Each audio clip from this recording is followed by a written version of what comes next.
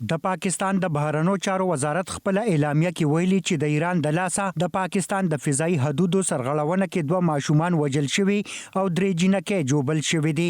پاکستان ویلي د فضایي هوایي حدودو سرغړونه د منلو وړ نه ده او سنگینی نتیجې به لرلی شي. لدې وړاندې د ایران سرکاري رسنیو ویلي چې دغه هیواد ځواکونو د پاکستان په خاوره کې دننه د جیش العدل نومي وسلوال ډلې په 2 مرکزونو د ډرون او میزایلو بریدونه کړي دي.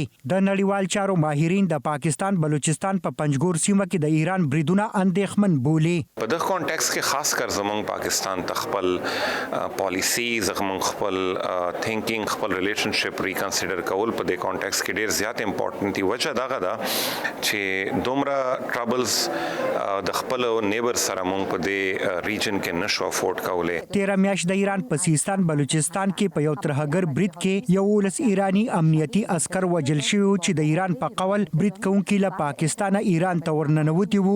دغه برید پړه جیش العدل په غاړه اغستې وه. ایران او پاکستان د کلونو راهیسې په یو بل تورونه لګوي چې هغوی په خپل اوږد سرحد باندې په ممکنه توګه پټو ترهګرو د ختمون لپاره د پام وړ ګامونه نه پورته کوي.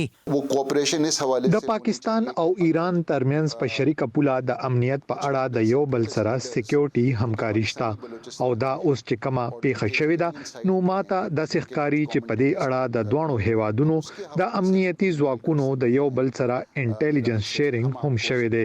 خو ظاهره ده چې یو ملک لخوا د بل هیواد خلاف حمله کیږي نو دا متاثره ملک لپاره یو لوی امنیتي اندېښنه وي. د پاکستان خارجه وزارت هم په خپل بیان کې ویلي دغه بریدونو رامنځته کېدل د ته په پام سره چې دواړه هیوادونه غني سفارتي لارې لري لا د ډېرې اندېښنې خبره ده.